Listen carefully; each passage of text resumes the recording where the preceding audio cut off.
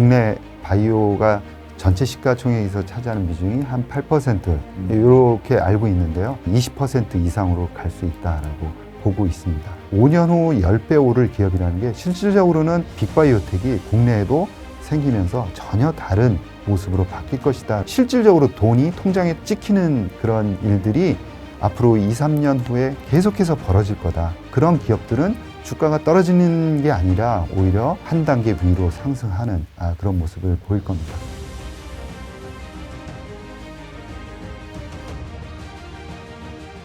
이혜진 대표님 모시고 또 제약바이오 관련해서 이야기를 나누고 있는데 대표님께서 저번 촬영에 나오셨을 때 이제 책 출간을 앞두고 있다.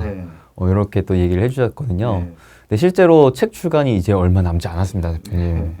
그래서 저도 대표님께서 좀 미리 좀 보여주셔서 좀 대략적으로 한번 읽어봤는데 역시나 내용이 또 꽉꽉 차 있어가지고요. 저도 여러분들에게 또 감히 추천해드릴 만한 책이지 않나라고 생각을 하는데 대표님께서 이 책을 쓰시면서 굉장히 또 제약바이오 전체적인 투자 아이디어를 많이 정리하신 것 같다는 생각이 들었거든요. 그래서 오늘도 책 이야기를 물론 다 하진 못하겠지만 그 중에서도 좀 몇 가지 알짜배기 내용들을 오늘 이 자리에서도 간략하게 또 설명해 주시면 너무나 좋을 것 같은데요. 처음으로 제가 궁금한 게 대표님께서 왜 현재 시점에 이러한 책을 쓰시게 됐을까? 특히나 제목이 굉장히 임팩트가 셉니다. 5년 후에 10배 오를 바이오 기업에 투자하라. 와, 이렇게만 보면 지금 투자하더라도 제약 바이오 기업의 10배 이상의 수익을 기대할 수 있는 건가? 이런 기대감까지도 좀 들게 하거든요. 5년 후 10배 오를. 그거는 어떤 의미로 해석을 할 수가 있냐면요. 지금 바이오텍들이 있는데 그럼 빅바이오텍으로 성장할 수 있느냐. 이런 해석을 할 수가 있습니다.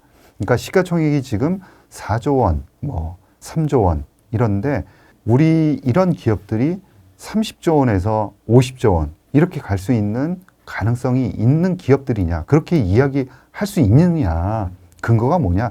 이런 이야기가 될 것 같습니다. 10배라는 그 단어를 예를 들어서 리가켄바이오가 빅바이오텍으로 성장할 수 있어요? 라는 질문하고 아주 똑같습니다.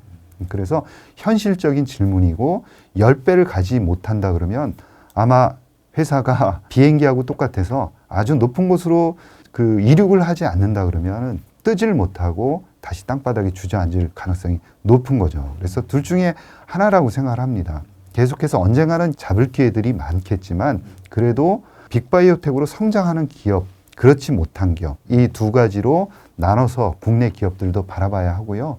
향후에 빅바이오텍으로 성장 가능성이 있는 기업들이 국내에도 나오고 있고 그리고 충분히 가능성이 있는 기업들이 있다라는 점을 강조를 하기 위해서 이번에 책을 쓰게 됐습니다. 대표님께서 이제 말씀하시는 기준 자체가 우리나라에 여러 바이오텍 기업들이 있는데 이 기업들이 지금 한 단계 한 단계 계속 레벨업을 해나가면서 나중에는 빅바이오텍까지 성장을 할 가능성이 매우 높다.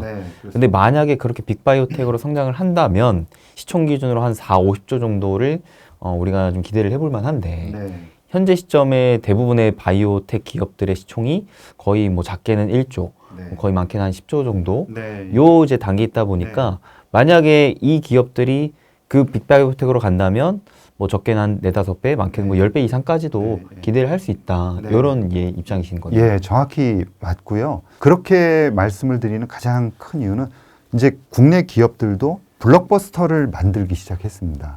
그래서 블록버스터 그러면은 국내 원화로 환산하면 1조 원 이상 1년에 팔리는 의약품을 이야기를 하고요. 1년에 1조요? 네. 그러니까 국내에서는 블록버스터 그럼 1,000억 원입니다. 글로벌 시장에 나가지 않으면은 당연히 팔릴 수 없는 금액이잖아요. 그렇죠. 1조 원은 달러로 환산하면은 한 10억 달러 이상인 그런 기업들 팔리는 의약품이라고 해석을 할 수가 있습니다. 이런 블록버스터를 판매한 기업들이 바로 블록버스터로 성장할 가능성이 매우 높다라고 저는 보고 있는 겁니다. 그런 잠재력이 있는 기업들이 또 뭐가 있는지가 굉장히 궁금해지는데 근데 저는 그거보다도 한 단계 먼저 궁금한 게 사실 제약바이오 산업에 대한 미래 유망 가치를 다들 이제는 좀 인정하고 계실 것 같아요. 근데 왜 지금이냐라는 물음표가 있긴 하거든요. 제약바이오에 투자를 할 때 있어서 과연 지금 투자를 해야 돼? 라는 의문점에 있어서는 대표님 어떻게 생각하세요? 네, 굉장히 좋은 질문이고요. 근데 주식을 이제 예를 들겠습니다. 그러면 IT 같은 기업들도 마찬가지입니다. 개념이 나오지 않습니까? 그리고 개념이 나오고 한바탕 주식이 올라갑니다. 그리고 나서는 주가가 빠지죠. 그리고 나서 실제로 돈을 벌 때 주가는 굉장히 큰 폭으로 성장을 하게 됩니다. 그렇죠. 네. 엔비디아가 그런 모습들을 예. 많이 보였잖아요. 모든 기업들이 다 IT 기업들이 그렇습니다. 바이오도 마찬가지입니다. 우리 국내 바이오를 보면은 신약이 되는 거 아니야? 라고 기대감을 갖고 신라젠이라든가 헬릭스미스 같은 기업들이 굉장히 그 시가총액이 높게 올라갔었죠. 네. 상상할 수 없을 정도로 올라갔다가 다시 떨어졌습니다. 그리고 나서 만약에 신약이 나왔다 그러면은 다시 올라갔을 겁니다. 그리고 매출이 일어났다 그러면 당연히 뭐 다시 올라갈 수밖에 없습니다. 그런데 그걸 보여주지 못했던 거죠. 그렇죠. 그런데 최근에 들어와서는 블록버스터의 가능성을 보인 기업들이 있습니다. 예를 들어서 뭐 SK 바이오팜의 세노바메이트라든가 그리고 유한양의 렉나자 같은 경우 이런 의약품들은 블록버스터가 아직 아닙니다. 그럼에도 불구하고 블록버스터가 될 가능성이 매우 높다라고 보는 거죠. 그래서 국내 기업들도 임상 3상의 성공 확률이 굉장히 높아졌습니다. 임상 3상에 진입했다 한다 그러면은 적어도 둘 중에 하나는 신약으로 승인이 된다는 게 이런 글로벌 확률입니다. 그렇게 본다 그러면 앞으로 올라오는 임상 3상 단계에서 올라오는 그 국내 물질 같은 경우에도 58% 정도는 신약 승인을 받을 가능성이 매우 높다라는 거죠. HLB 같은 경우에는 아직 신약 승인을 받지 못했지만 렉나자 같은 경우에는 신약 승인을 받았습니다. 예, 예. 그리고 한올 바이오파마 같은 경우에는 MG 중증급 무력증에서 임상 3상 데이터가 굉장히 잘 나왔습니다. 신약 신청을 한다 그러면 신약을 승인을 내줄 겁니다. 굉장히 잘 나왔죠. 이렇게 들쭉날쭉하면서 확률은 글로벌 확률로 근접을 해 나가고 있다라는 거죠. 2018년, 19년 되돌아보면 임상 3상에 진입했던 그 물질들은 전부 다 임상 3상에 실패를 했습니다. 국내 기업들이 보유하고 있는 임상 3상 물질에 대해서는 밸류에이션을 쳐주지 않았던 거죠. 어차피 임상 3상 가봤자 다 꽝이 될 거니까 가치를 평가할 수 없다라고 해서 임상 2상이 됐건 3상이 됐건 전혀 주가는 오르지 않았습니다. 그런데 최근에는 그렇지 않다는 거죠. 그래서 국내 기업들의 그 임상 3상 개발 능력도 이제 많이 올라왔다는 것을 시장으로부터 검증받았다라는 거죠. 그래서 그렇게 본다 그러면 블록버스터는요, 작년에 FDA 승인을 받은 의약품 중에서 반 이상이 블록버스터입니다. 그래서 국내 기업도 신약 승인을 받는다 그러면 블록버스터가 될 가능성이 많은 거죠, 일단. 그래서 전체적으로 본다 그러면 국내 기업들도 블록버스터를 개발할 가능성이 있다라는 거죠. 블록버스터를 개발하면 수천억 원의 자금이 현금 유입이 됩니다. 그렇게 된다 그러면 그 리가켄 바이오 같은 경우에 최근에 얼마를 쓰냐면 한 1,000억 원 남짓을 써요. 그러니까 5배, 4배, 3배, 4배, 5배를 쓰는 겁니다. 그리고 유한양행에서도 이 렉나자의 성공을 바탕으로 향후에는 4천억 원 정도의 R&D 자금을 마련해서 집중적으로 연구개발하겠다는 겁니다. 기존보다 한 2배 이상 늘어나는 거죠. 이제 시드 머니들이 풍부하게 생긴다 그러면 집중적으로 연구를 합니다. 그리고 이들 기업은 임상 3상에서 성공을 해본 경험들을 가지고 있죠. 네네. 그래서 경험까지도 어느 정도 쌓인 기업들입니다. 자금을 집중적으로 투여하고 경험도 어느 정도 있는 회사이기 때문에 그 다음번에 블록버스터를 또 만들 가능성이 확률적으로 높아집니다. 그렇겠죠. 예, 그러면은 멀티 블록버스터를 가지고 있는 빅바이오텍으로 그런 회사들이 빅바이오텍입니다. 그래서 국내 이제 투자자분들은 어떻게 국내 회사가 빅바이오텍으로 성장하냐? 40조 원, 50조 원 말이 안 된다. 그거는 삼성바이오로직스나 셀트리온 같은 회사만이 뭔가를 생산하는 업체들만이 할 수 있다라고 생각을 할 수 있는데 그렇지 않습니다. 신약이 10억 달러 이상의 매출을 올려야 됩니다. 그러면은 일단 하나당 1.5조 원입니다. 2개가 된다 그러면 3조 원이 되겠죠. 3개면은 삼성바이오로직스의 매출 해가고 똑같아집니다.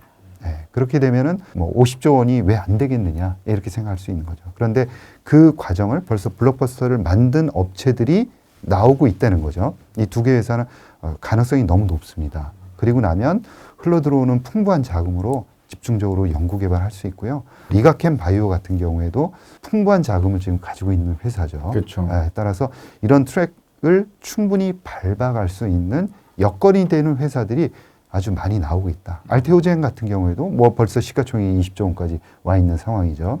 그래서 그런 단계를 충분히 밟고 있는 회사들이 우리 눈에 목도가 되고 있다라는 거죠. 그럼 결국에는 이제 글로벌 통할 수 있는 이제 물질, 블록버스터급의 이제 신약을 누가 또 개발을 하고 이거를 누가 멀티 2개 이상 네. 개발을 해서 빅바이오텍으로 갈 것이냐. 네. 이제 이 부분에 우리가 좀 더 초점을 맞춰서 제약바이오 기업에 투자할 필요가 있다라는 부분인 건데 근데 그럴 때 그럼 대표님께서 보실 때 그런 빅바이오텍으로 가기 위해서 제약바이오 기업들이 가져야 할 뭔가 역량이라든지 뭔가 우리 투자자로서 봐야 하는 좀 기준점들 이런 것들은 좀 뭐라고 생각하시나요? 그 대단히 중요한 질문인데요. 제가 생각하기에는 기술력입니다. 일반 투자자들이 기술력이 있느냐 없느냐를 판단하는 것은 어렵습니다. 그렇죠. 그래서 기준을 글로벌 회사에게 기술 수출을 한 번이라도 한 기업을 관심의 대상으로 두는 게 중요하다라고 보고 있습니다. 그리고 플랫폼 기술이냐라는 거죠. 그러니까 플랫폼 기술이냐라는 것은 그 파이프라인을 이제 홈페이지에 공개를 해 놓는데요. 모든 회사들이. 그 보면은 많은 파이프라인들을 가지고 있는 회사들이 대부분 플랫폼 기술입니다. 그래서 물질들을 많이 그 플랫폼을 활용을 해서 뽑아내는 거죠. 파이프라인 물질들을 뽑아냅니다. 플랫폼 기술을 가지고 있으면서 글로벌 기업에게 기술 수출을 한 경험이 있는 회사들의 관심을 갖는 게 중요하다라고 생각을 하고요. 일단은 자금이 풍부해야 됩니다. 그래서 자금을 아주 풍부하게 들고 있는 회사들을 관심을 집중해야 된다라는 거고요. 대표적인 사례로 진짜 리가캠 바이오 같은 경우가 지금 7천억 정도 들고 있고요. 향후에 또 마일스톤이 또 들어오게 됩니다. 그렇게 되면은 뭐 1,000억 원씩 쓴다 그러면 향후에 6년, 7년 이렇게 사용할 수 있는 자금이거든요. 그래서 글로벌 기업들도 계략적으로 보면 그 자금 사정이 좋은 기업이 3년 이상인 기업입니다. 그러니까 리가캠 바이오 같은 경우에 글로벌 시장에서도 굉장히 자금 사정이 위에 가 있는 회사예요. 그래서 그런 측면에서 본다면 기술력과 자금력을 공이 들고 있다. 그래서 충분히 우리가 장기적으로 관심을 갖고 볼 만한 기업이다. 결국 핵심은 기술력부터 시작하면 이 플랫폼 기술을 통해서 다양한 파이프라인을 가지고 이 파이프라인을 토대로 글로벌 기업들에게 기술 이전한 성과까지도 갖추고 있는 기업이 추가적인 기술을 좀 연구 개발하기 위한 자금력도 갖추고 있다면 그런 기업들이 확실히 빅바이오텍으로 성장할 만한 잠재력이 있다. 이렇게 좀 해석이 가능한 거네요. 제가 보고 있는 그 유니버스라는 기업들은 대부분 그런 요건을 갖추고 있는 기업들입니다. 그래서 여러분들은 기술 수출을 한 경험이 있느냐 없느냐를 가장 중시하는 게 일반 투자자로서는 가장 좋은 이제 종목 선정 기법이 아닐까 생각합니다.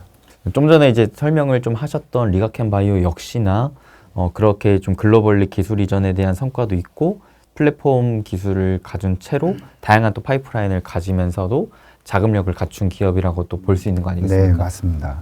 근데 이런 플랫폼 기업이 국내에 또 굉장히 많은 걸로 알고 있는데 대표적으로 뭐 ABL 바이오 같은 경우에도 플랫폼 회사라고 봐야 되는 거 아닌가요? 네, 맞습니다. 그렇죠. 뭐 그리고 알테오젠 같은 경우에도 마찬가지고. 맞습니다. 이제 플랫폼 기업이라는 것은 자기가 가지고 있는 기술로 여러 기업에게 똑같은 이 플랫폼 기술을 제공할 수 있는 그런 기업인 거죠. 예를 들어서 이제 알테오젠 같은 경우에는 키트루다 항체 치료제도 할 수 있고 ADC 치료제 기업에도 또 제공할 수 있고 그러니까 이 바이오마커별로 다양한 기업에게 기술 수출할 수 있고요. ABL 바이오 같은 경우에도 이중 항체니까 이 이중 항체 그랩바디 T라든가 그다음에 그랩바디 B라는 이 플랫폼 기술을 가지고 다양한 그 이중 항체 물질들을 만들어서 또 기술 수출을 또 계속 할 수 있는 그런 플랫폼 회사다라고 볼 수가 있습니다. 그만큼 국내 이제 바이오텍 기업들의 추가적인 성장을 하기 위해서는 가지고 있는 기술을 얼마나 글로벌 기업들에게 기술을 수출하고 이전을 하느냐, 요게 좀 첫 단추일 것 같은데, 요거를 우리 개인 투자자들이 좀 어떻게 찾아볼 수가 있는 건가요? 이제 기술 가능성이 있느냐 없느냐를 판단하기는 대단히 어렵습니다. 예, 지금까지도 기술 수출을 하지 않았는데 앞으로 기술 수출을 아마 할 거야라고 하는 기업들 기업들을 반드시 할 거냐 아니냐를 구분하기는 되게 어려워요. 그런 기업들이 할 가능성이 있느냐 없느냐는 바로 기술의 경쟁력을 평가를 해야 됩니다. 그러니까 다른 기업들이 가지고 있는 그 물질들하고 어떤 점이 다르고 다른 회사들이 못하는데 이 회사가 뭐를 제공할 수 있는지 그런 것들을 다 분석해야 되거든요. 일반 투자자들이 그것까지 알기는 대단히 어렵죠. 그러다 보니까 한 번 기술 수출을 한 회사만을 보시라 이런 말씀을 드리는 겁니다. 그래서 한 번 한 기업은 여러 번 할 가능성이 있는 거죠. 그래서 빅파마가 한 번 기술을 이전해 간 회사들은 어느 정도 기술력을 인정받았다라고 평가를 해도 괜찮을 것 같습니다. 그래서 한 번 기술 수출한 기업이 또 기술 수출을 하는 거죠. 그래서 리가캠의 예를 들더라도 계속해서 기술 수출을 하고 있는 상황이지 않습니까? 그래서 올해도 이제 기술 수출이 이제 기대되는 그런 상황인데요. 한 번 기술력을 평가받은 회사들이 계속해서 기술을 수출할 가능성이 높다라는 점을 우리가 고려한다 그러면 한 번 한 기업이 계속해서 할 수 있다 이렇게 볼 수 있습니다. 근데 한편으로는 이런 생각도 있습니다. 그렇게 이제 실제로 기술 이전을 해서 주가가 많이 오르지 않았냐. 예를 들어 뭐 리가캠, ABL, 알테오젠 이미 저렇게 올랐는데 이 기업들이 추가적으로 더 오를 수 있는 것이냐라는 부분에 대한 좀 의문점은 어떻게 생각하세요? 네, 좋은 질문이고요. 그런 질문에 대해서 한 가지만 이제 말씀을 드리면 지금 말씀하신 기업들은 제대로 된 치료제를 아직 개발하지 않은 회사들입니다. 그래서 국내에는 바이오시밀러 말고요. 그냥 신약으로 블록버스터를 글로벌리 1조 원 이상 그런 만든 기업이 아직까지는 없는 거죠. 그래서 기술 수출을 했다고 하는 것은 블록버스터를 만들 가능성을 이제 보여줬다라는 거다라고 생각을 하시면 되고요. 아까 서두에 말씀드렸듯이 IT 업체하고 똑같습니다. 그 가능성을 보여줬을 때 주가는 오르지만 실질적으로 돈이 들어왔을 때, 그러니까 예를 들어서 알테오젠이 또 돈을 받기 시작을 하고 또 유한양행이 넥나자 판 돈을 그 로열티로 받게 되고 막상 돈이 들어오게 되면은 사람들이 보는 시각은 전혀 달라지게 되는 거죠. 그래서 아직까지 국내에는 블록버스터로 돈을 번 회사는 없다. 그러니 앞으로 여러 기업들이 실질적으로 돈이 통장에 찍히는 그런 일들이 앞으로 2, 3년 후에 계속해서 벌어질 거다. 그런 기업들은 주가가 떨어질 이유가 없다라는 거죠. 그래서 떨어지는 게 아니라 오히려 한 단계 위로 상승하는 그런 모습을 보일 겁니다. 그리고 글로벌 그 빅바이오텍으로 성장한 그 기업들의 면면을 보면은 전부 다 그런 과정들을 거친 거죠. 그래서 실질적으로 블록버스터를 개발을 했고, 그리고 돈이 들어오기 전 단계부터 이제 시가총액이 급속도로 성장을 해 나갑니다. 그러면서 풍부한 자금이 들어오고 집중적으로 투자를 하고 그 사이에 조금 데꼬복고는 있지만 그리고 나서는 추가적으로 또 블록버스터를 만들면서 주가는 또 한 단계 올라가고요. 그래서 안정적인 성장 흐름을 보인다라는 거죠. 그리고 자금이 계속 들어오기 때문에 이런 기업들은 어떻게 보면 굉장히 안정적입니다. 신약이라는 것은 특허를 보장을 받고 그리고 경쟁약들이 들어오기는 하지만 먼저 시장에 진입을 한 효과 때문에 일정 기간 동안은 또 그 매출액이 꾸준할 가능성이 높거든요. 그런 측면에서는 대단히 안정성도 확보가 된다라는 거죠. 그래서 돈을 벌지 못하는 상황에서 현재는 전부 다 대부분 기대감으로 올라가고 있고요. 맞아요. 알테오젠도 사실 돈을 뭐 많이 버냐 그러면 사실 그렇지는 않은 거죠. 그렇죠. 네, 그래서 앞으로는 돈을 실질적으로 많이 벌고 EPS, PER 이런 이야기를 할 수 있는 기업들이 많이 나오게 된다라는 거죠. 그래서 그런 시장을 기대를 하고 그런 것들이 이제 올라가면서 빅바이오텍으로 성장하는 모습들도 한두 개 보일 것이다. 이런 생각을 합니다. 확실히 우리나라 이 제약바이오 업계의 레벨이 한 단계 더 올라간다라는 것을 좀 기대할 수가 있겠네요. 네, 그렇죠. 지금의 모습입니다. 그래서 저는 그런 말씀을 드리는데 아직까지는 우리나라는 사막과 비슷하다. 바이오는. 사막에 비유하는 이유는 그렇습니다. 나무가 없어요. 제대로 된 나무가 없습니다. 그러네요. 예. 자, 한 가지 예를 들면 2030년대 초반에 가면 우리나라는 어떤 바이오의 모습이 되냐면 빅바이오텍이 적어도 3, 4개 이렇게 나올 것이다 저는 생각을 합니다. 그러면 이들이 그 벌어들이는 돈은 한 기업당 한 3조 원에서 4조 원 이렇게 갈 거예요. 그러면 4개 업체가 이제 생겨났다. 그러면 3, 4, 12, 10몇 조 원이 생기는 겁니다. 그렇죠. 그러면 이 기업들이 연구 개발을 위해서 이 중에 엄청난 돈을 써야 되고요. 그 기업들이 쓰는 돈이 거의 많은 부분 국내에 뿌려집니다. 바이오텍으로 뿌려져요. 좋은 물질들을 사오고 좋은 그런 시약이라든가 아무튼 국내에 조금이라도 사주겠죠. 그러면서 신약 물질들은 유한양행처럼 국내에서 많이 들여올 겁니다. 그러면 그 돈은 자연스럽게 바이오텍한테 또 뿌려지는 거죠. 그래서 2030년대 초반으로 가면 사막에서 저는 사바나로 간다라고. 정글은 아니고요. 사바나입니다. 그래서 나무들도 있고 그늘도 있습니다. 그리고 잔디밭이 쭉 펼쳐지려면 위에서 떨어지는 낙엽이라든가 이런 거름 이런 것들이 있어야 돼요. 그늘도 있어야 됩니다. 그래서 2030년 되면 나무들이 듬성듬성 큰 나무들이 있으면서 쉴 공간도 있고 풀밭도 있다. 국내의 모습은 전혀 달라지는 그런 환경이다라는 거예요. 그래서 5년 후 10배 오를 기업이라는 게 실질적으로는 이런 많은 큰 나무와 같은 빅바이오텍이 국내에도 생기면서 전혀 다른 모습으로 바뀔 것이다라는 비전을 제시하는 거죠. 야, 그때 돼서는 더 많은 제약바이오 기업들에서 더 많은 기회가 나올 수도 있겠네요. 네, 그래서 지금 이제 국내 바이오가 전체 시가총액에서 차지하는 비중이 한 8% 이렇게 알고 있는데요.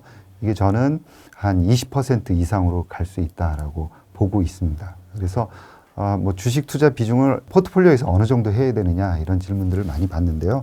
저는 20% 이상으로 해야 된다라고 말씀을 드립니다. 그래서 지금 사막일 때 미리 공부를 해놔야 나중에 그렇게 막 나무가 하나 생기고 숲이 막 하나씩 생길 때 수익을 더 키워갈 수 있는 투자자가 되겠네요. 네, 이 바이오는 사실 공부를 하는 만큼 이해를 할 수가 있고요. 그리고 공부하는 만큼 버틸 수가 있습니다. 사실 5년 후 10배, 야, 지금 한 달도, 하루도 지금 견디기 힘든 상황에서 무슨 5년 후를 얘기를 하냐라고 말씀을 하는데요. 공부를 하면 할수록 버틸 힘이 생기지 않을까, 그런 생각을 합니다.